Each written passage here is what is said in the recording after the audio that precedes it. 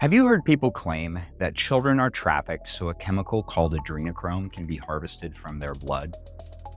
I've heard it too. And as someone who fights child trafficking, my intent here is to help you understand why that is just not true. Hi, I'm Nic McKinley, a former military special operator, former CIA operative, serial tech entrepreneur, and founder and CEO of Deliver Fund, a counter-human trafficking organization. Human trafficking is real and happens here in America, but it's important for you to know the facts and not be distracted with sensational claims that focus your attention on the wrong problem, which results in your children being more vulnerable to human traffickers. While yes, there are demonic people in this world who would sacrifice children, it has nothing to do with a chemical called adrenochrome. The true threat of human trafficking in America is human traffickers attempting to groom and recruit your children through internet-connected devices and social media. Now let's dissect the claims that have been made. And in this video, I am referencing direct quotes made by people who are sensationalizing the child trafficking issue and distracting the public from the realities of the human trafficking that is happening here in the United States. So for context, what is adrenochrome? When you experience circumstances that cause your body to prepare for fight or flight, your adrenal glands excrete adrenaline into your bloodstream, which in turn stimulates your alpha and beta receptors in your body and brain. As a protective measure, basically to keep your heart from becoming overly stimulated, your adrenaline has a very short half-life and metabolizes in only a few minutes. One of the inactive metabolites that's created by that process is called adrenochrome. Essentially, adrenochrome is oxidized adrenaline. The first claim I want to address is that adrenochrome is harvested from the glands of children.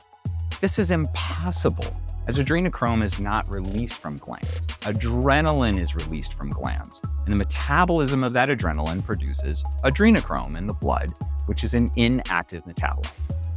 Further, this claim makes no sense since adrenochrome is easily manufactured.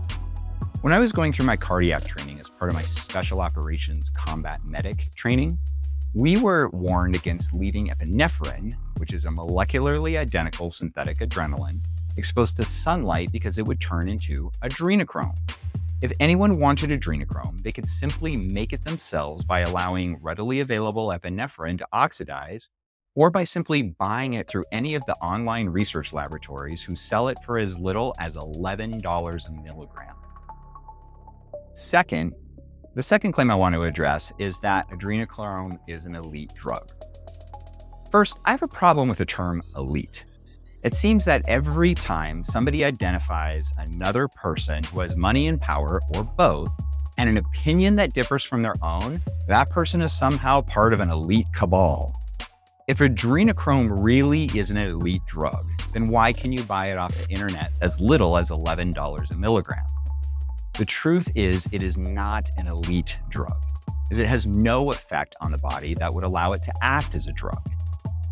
You see, chemicals are considered drugs because they have an effect on the body or brain, and they do that by either binding to or stimulating receptors in the body or brain.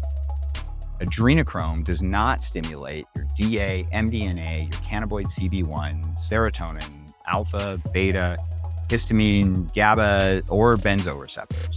Simply put, adrenochrome does not stimulate any chemical pathway in the body that would lead to any reaction. Therefore, it is not an elite drug. Claims have also been made that people drink the blood of children in order to gain the effects of adrenochrome. This does not make any sense because when ingested, adrenochrome does not cross the blood-brain barrier.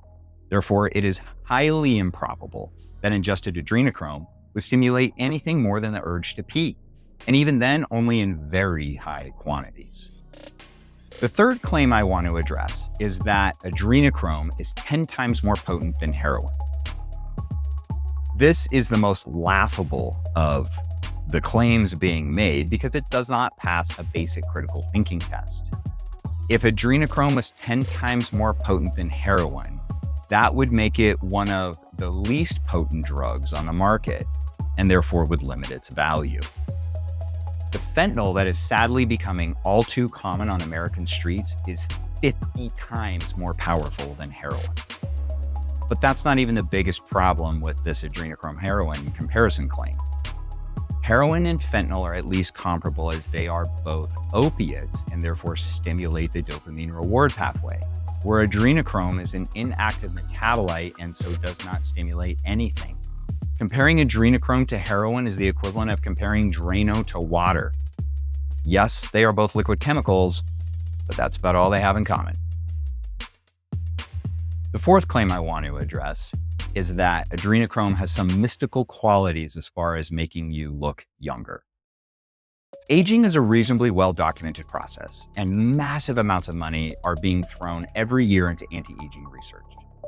Very little research has been done on adrenochrome as an anti-aging drug because no plausible thesis can be formulated as to any anti-aging effects it could possibly have. So doing research on it would be throwing money away.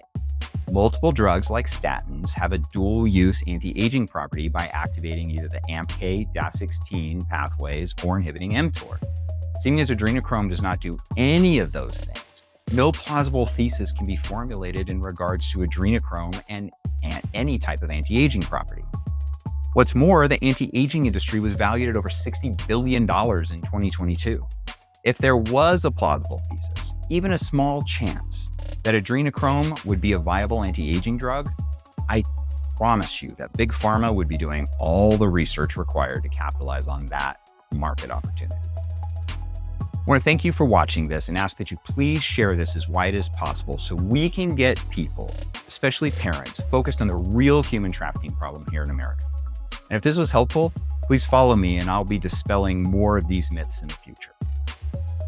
If you have a disagreement with my analysis on this issue, please contact me and show me where my biochemistry is wrong and counter my points with math and science, not hocus pocus or some experience you read about on the internet. And if any of the people who said these quotes I referenced want to debate this issue with me publicly, send me location.